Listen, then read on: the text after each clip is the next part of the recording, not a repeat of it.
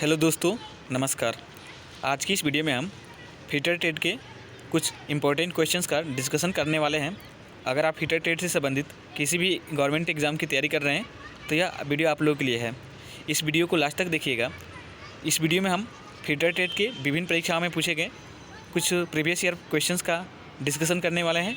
इसके अलावा इस वीडियो में नीमी के कुछ इंपॉर्टेंट टॉपिक्स हैं जहां से क्वेश्चंस आपके बार बार एग्जाम में रिपीट होते हैं, तो उन सारे क्वेश्चंस का भी आज की इस वीडियो में हम डिस्कशन करने वाले हैं। तो चलिए आज की इस वीडियो को शुरू करते हैं। आज का हमारा पहला प्रश्न है, स्लिप गेज 4 अलग अलग ग्रेड में पाए जाते हैं। तो याद रखिएगा, आपसे क्वेश्चन पूछ सकता है एग्जाम में कि स्लिप गेज कितने ग्रेडों में पाए जाते हैं। तो याद रखिएगा, ये आपके 4 अलग अलग ग्रेड में पाए जाते हैं। थोड़ा सा इनके ग्रेड के बारे में आपको बता देते हैं। जैसे कि 0 ग्रेड होता है, 00, ठीक है, 1 और ये 2, ठीक है। ये 4 प्रकार के आपके ग्रेड पाए जाते हैं स्लिप गेज के। तो इसको आपको याद रखना है।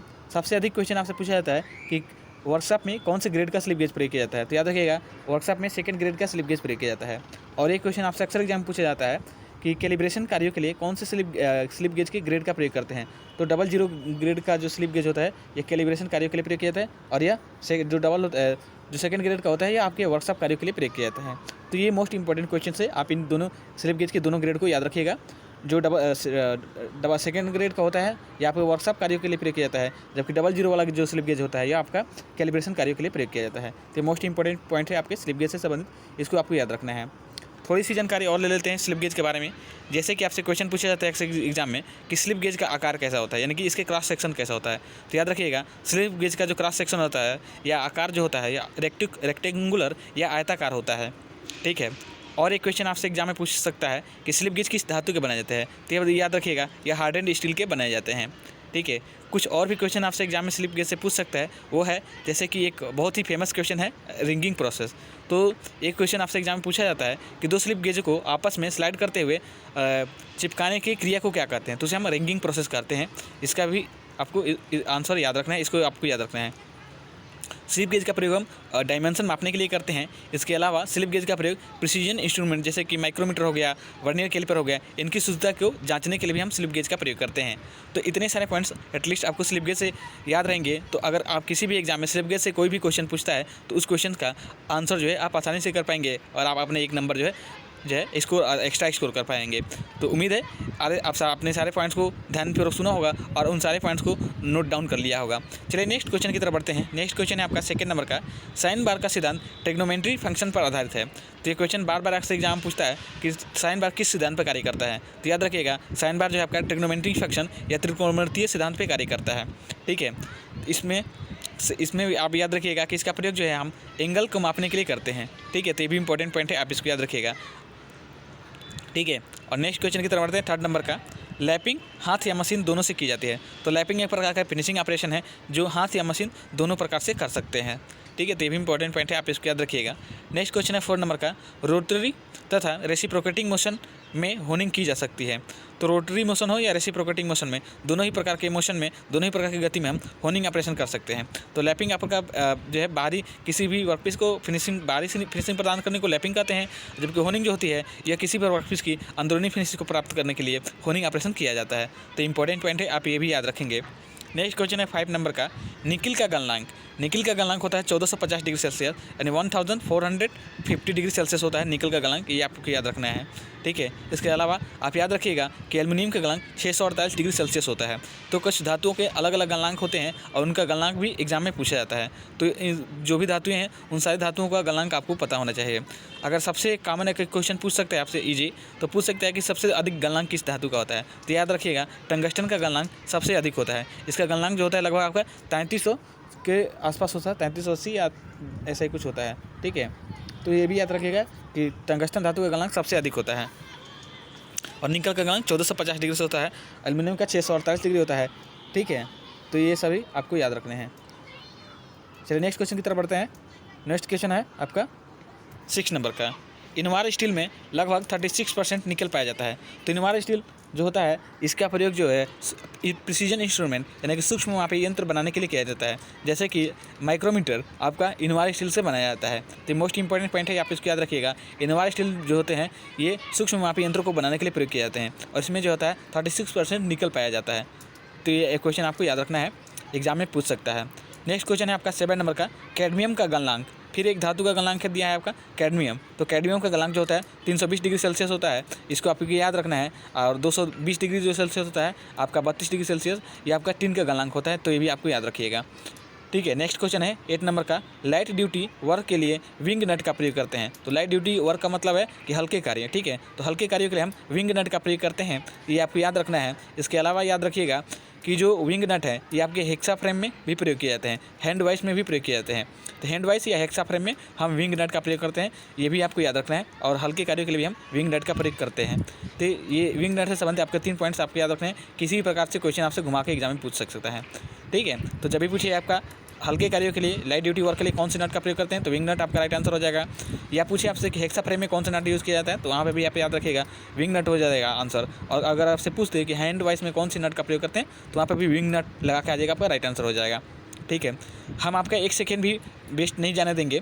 हम कोशिश करते हैं कि कम से कम समय में आपको अधिक से अधिक कंटेंट प्रोवाइड किया जा सके। ठीक है, तो प्लीज़ आप कंसंट्रेशन के साथ में वीडियो को देखिएगा। नेक्स्ट क्वेश्चन है 9 नंबर का, फ्लैट सैडल की का क्रॉस सेक्शन आयताकार होता है। तो आपसे क्वेश्चन पूछ सकता है कि फ्लैट सैडल की का आकार कैसा होता है, तो याद रखिएगा यह आयताकार होता है, रेक्टेंगुलर होता है। तो मोस्ट इंपॉर्टेंट पॉइंट है, आप इसको याद रखिएगा। नेक्स्ट क्वेश्चन है 10 नंबर का, वुडरफ की। तो ये तो एग्जामिनर का फेवरेट क्वेश्चन है, कई सारे एग्जाम में ये बार बार क्वेश्चन रिपीट हुआ है। तो इसको याद रखेंगे कि वुडरफ की का जो आकार होता है, क्रॉस सेक्शन होता है, अर्धवृत्ताकार या सेमी सर्कुलर होता है। ये मोस्ट इंपॉर्टेंट पॉइंट है, आप इसको याद रखिएगा। नेक्स्ट क्वेश्चन है 11 नंबर का, एक्सटर्नल थ्रेड को चेक करने के लिए स्क्रू थ्रेड कैलिपर गेज का, ये गैस नहीं है, यहाँ पर गेज याद रखिएगा, गेज का प्रयोग करते हैं। ठीक है, तो एक्सटर्नल थ्रेड को चेक करने के लिए हम स्क्रू थ्रेड कैलिपर गेज का प्रयोग करते हैं, ये मोस्ट इंपॉर्टेंट पॉइंट है, आप इसको याद रखेंगे। नेक्स्ट क्वेश्चन है 12 नंबर का, ड्रिल प्लेट ड्रिल बुश को पकड़ने का कार्य करता है। तो आपसे क्वेश्चन पूछ सकता है एग्जाम में कि ड्रिल बुश को पकड़ने का कार्य कौन करता है, तो याद रखिएगा ड्रिल प्लेट जो होता है आपका ड्रिल बुश को पकड़ने का कार्य करता है। तो मोस्ट इंपॉर्टेंट पॉइंट है, आप इसको याद रखिएगा। नेक्स्ट क्वेश्चन है 13 नंबर का, जब सामान्य साइज के कई होल्स को काटना होता है तब होल सा का प्रयोग करते हैं। तो जब एक ही साइज़ के जब कई सारे होल काटने हो तो वहाँ पे हम होल सा का प्रयोग करते हैं। तो ये भी इंपॉर्टेंट पॉइंट है, आप इसको याद रखिएगा।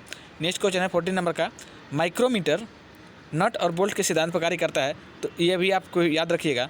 इस जो इंस्ट्रूमेंट होते हैं उनके वर्किंग प्रिंसिपल से संबंधित, यानी कि उसके कार्य सिद्धांत से भी संबंधित क्वेश्चन भी आपसे अक्सर एग्जाम पूछता है। जैसे कि आपसे पूछा गया है इसमें कि माइक्रोमीटर किस सिद्धांत पर कार्य करता है, तो यह नट और बोल्ट के सिद्धांत पर कार्य करता है, इसको याद रखना है। ठीक है, और एक क्वेश्चन आपसे एग्जाम में पूछा जाता है कि जो वर्नियर कैलिपर है वह किसके सिद्धांत पर कार्य करता है, तो याद रखिएगा जो वर्नियर कैलिपर है आपके 2 स्केलों के अंतर के बीच कार्य करता है। ठीक है, और एक क्वेश्चन आपको और याद रखना है कि जो आपके बेयरिंग होते हैं वो किस सिद्धांत पर कार्य करते हैं, तो बेयरिंग जो है आपके वस्तुओं को स्लाइड करने से बेहतर होता है उन्हें घुमाना, इस सिद्धांत पर कार्य करते हैं। यानी कि moving object is easier than sliding, इस सिद्धांत पे आपके कार्य करते हैं बेयरिंग। तो ये इंपॉर्टेंट पॉइंट्स है, आप इन सारे पॉइंट्स को याद रखिएगा, क्योंकि इंस्ट्रूमेंट या जो भी टूल हम यूज़ करते हैं उसके वर्किंग प्रिंसिपल से क्वेश्चन आपसे एग्जाम पूछता था। जैसे कि अभी आपका पहला क्वेश्चन, इससे पहले हमने एक क्वेश्चन का डिस्कशन किया था जिसमें बताया गया था कि जो आपका साइन बार है वह किसके सिद्धांत पर कार्य करता है, तो साइन थीटा के आधार पर कार्य करता है। ठीक है, तो इंपॉर्टेंट पॉइंट है, इन सारे वर्किंग प्रिंसिपल के जो भी टूल है आपके उन सारे को उसके वर्किंग प्रिंसिपल का भी आपको ध्यान रखना है। ठीक है, माइक्रोमीटर जो होता है सूक्ष्म माप के लिए प्रयोग किया जाता है। इसका जो अल्पतमांक होता है, यह क्वेश्चन एग्जाम में पूछा जाता है, तो याद रखिएगा माइक्रोमीटर का जो अल्पतमांक होता है 0.01 मिलीमीटर होता है माइक्रोमीटर का अल्पतमांक। ठीक है, यानी कि माइक्रोमीटर की लिस्ट काउंट होती है 0.01 मिलीमीटर। तो इंपॉर्टेंट पॉइंट है, और यह नट बोल्ट के सिद्धांत पर कार्य करता है, ये भी इंपॉर्टेंट है, आप इसको याद रखिएगा। और यह जो आपके इनवार स्टील या क्रोमियम वेनेडियम स्टील के बनाए जाते हैं, तो ये भी इंपॉर्टेंट पॉइंट है, आप इसको याद रखिएगा। और इसके जो हैंडल और एनुअल पर जो होता है, जो टिप होती है उसके ऊपर टंगस्टन की जो है बिट लगी रहती हैं, तो ये भी इंपॉर्टेंट पॉइंट है, आप इसको याद रखिएगा। नेक्स्ट क्वेश्चन है 15 नंबर का, सॉफ्ट वर्कपीस की मशीनिंग करते समय रबर बांड का प्रयोग करते हैं। तो सॉफ्ट या मुलायम धातु की मशीनिंग करते समय हम रबर बॉन्ड का प्रयोग करते हैं। बॉन्ड का कार्य होता है एब्रेसिव कणों को आपस में चिपकाना, ठीक है, आपस में बांधना, आपस में जोड़ना, आप ये याद रखिएगा। तो ये और ये बॉन्ड जो होते हैं आपके ग्राइंडिंग में प्रयोग किए जाते हैं, जिसके मदद से हम एब्रेसिव कणों को आपस में बांधने का कार्य करते हैं, आपस में उन्हें पकड़ने का कार्य करते हैं। तो ये आप याद रखिएगा, जैसे कि रबर बॉन्ड हो गया, सिलिकेट बॉन्ड हो गया, ये सभी आपके अलग अलग प्रकार के बॉन्ड होते हैं। और नेक्स्ट क्वेश्चन 60 नंबर का है, नॉर्मलाइजिंग का प्रयोग हाई कार्बन स्टील के लिए किया जाता है। तो नॉर्मलाइजिंग का प्रयोग जो है आपके हाई कार्बन स्टील के धातु के लिए करते हैं, और इसमें जो क्या करते हैं कि हम जो टूल होता है उस पर हैमरिंग या और भी प्रकार के कार्य करने के बाद हम उसकी नॉर्मलाइजिंग करते हैं। इसके अलावा नॉर्मलॉजी में क्या होता है कि जो आपका वर्क पीस है उसकी ग्रेन साइज़ को रिफाइन किया जाता है। तो ये भी इंपॉर्टेंट पॉइंट है, आप इसको याद रखेंगे।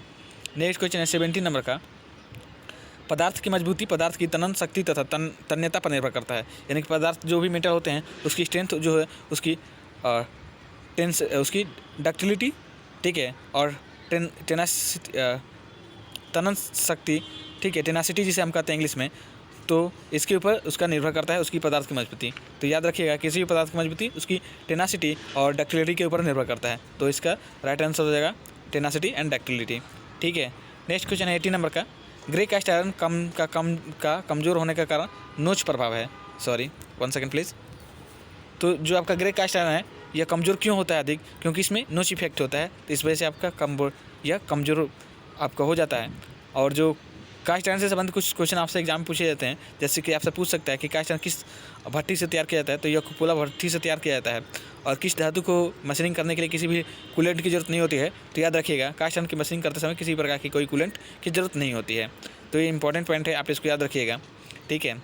और नेक्स्ट क्वेश्चन की तरफ बढ़ते हैं। 19 नंबर क्वेश्चन है आपका, एनिलिंग पदार्थ की तन्यता को बढ़ाता है। तो ये मोस्ट इंपॉर्टेंट पॉइंट है, आप प्लीज़ इसको याद रखिएगा कि एनिलिंग जो है वह पदार्थ की डक्टिलिटी को बढ़ा देता है। डक्टिलिटी क्या होता है? तो डक्टिलिटी की मदद से हम किसी भी मेटल के वायर के रूप में उसको बना सकते हैं, उसका हम वायर बना सकते हैं। तो सबसे अधिक अगर डक्टिलिटी की बात करें तो सोने में होती है, ठीक है। तो इंपॉर्टेंट पॉइंट है, आप इसको याद रखिएगा। नेक्स्ट क्वेश्चन है 20 नंबर का, फीड की दिशा बदलने के लिए टम्बलर गियर यूनिट का प्रयोग करते हैं। तो ये मोस्ट इंपॉर्टेंट पॉइंट है, आप इसको याद रखेंगे कि फीड की दिशा बदलनी हो तो उसके लिए हम टम्बलर गियर यूनिट का प्रयोग करते हैं। और टम्बलर गियर यूनिट में जो है आपके 3 यूनिट पाए जाते हैं, ये भी आपको याद रखना है। आपसे एग्जाम में क्वेश्चन पूछा गया कि टम्बलर गियर यूनिट में कितने यूनिट पाए जाते हैं, तो 3 यूनिट पाए जाते हैं, ठीक है। तो ये जो 20 क्वेश्चन थे जो आज की इस वीडियो में हमने कवर किए हैं, और यह वीडियो आप लोगों के लिए फीडर के लिए किसी भी एग्जाम की अगर तैयारी करती हैं तो काफ़ी इंपॉर्टेंट है। आज की इस वीडियो में आपको बहुत से नए क्वेश्चंस देखने को मिले होंगे। तो अगर आप किसी भी एग्जाम की तैयारी करते हैं तो हमारे चैनल पर उपस्थित DRDO के लिए जो हमने सीरीज चलाई है 100 दिन की सिलेक्शन वाली क्लास, उस सीरीज़ को एक बार ज़रूर देख के जाइएगा। वहाँ से जो HT का क्वेश्चन जो है आपको कॉपी पेस्ट एग्जाम में देखने को मिलेंगे, क्योंकि उस सीरीज़ में हमने जो जितने भी क्वेश्चन हैं वो आपके फीडर टेट के प्रीवियस ईयर एग्जाम से और जो है आपके निमी की बुक से सारे क्वेश्चंस का उसमें हमने डिस्कशन किया है। तो जैसा कि आपको पता है कि जो मैक्सिमम गवर्नमेंट के एग्जाम होते हैं वहाँ से निमी के क्वेश्चन से निमी के बुक से ही क्वेश्चंस पूछे जाते हैं। तो सीरीज़ आप लोगों के लिए किसी भी एग्जाम के लिए मोर देन सफिशिएंट है। और उसी सीरीज़ का यह पार्ट 74 था। जल्दी ही हम इस सीरीज़ को कंप्लीट करने वाले हैं। तो अगर इस सीरीज़ को पूरी आप सीरीज़ में उपस्थित सारी वीडियो को अगर आप देख के जाते हैं तो यह किसी भी एग्जाम को क्रैक करने के लिए आपकी काफ़ी हेल्प करेंगी। तो उम्मीद है आपको वीडियो पसंद आई होगी, और वीडियो पसंद आई है तो प्लीज़ एक ही रिक्वेस्ट है आपसे कि वीडियो को लाइक कर दीजिएगा, और चैनल पर नए हैं तो चैनल को सब्सक्राइब कर बेल आइकन को प्रेस कर लीजिएगा, ताकि हमारी आने वाली वीडियो का अपडेट आपको मिलता रहे। आज की इस वीडियो में इतना ही, मिलता है नेक्स्ट वीडियो में, तब तक के लिए धन्यवाद। जय हिंद।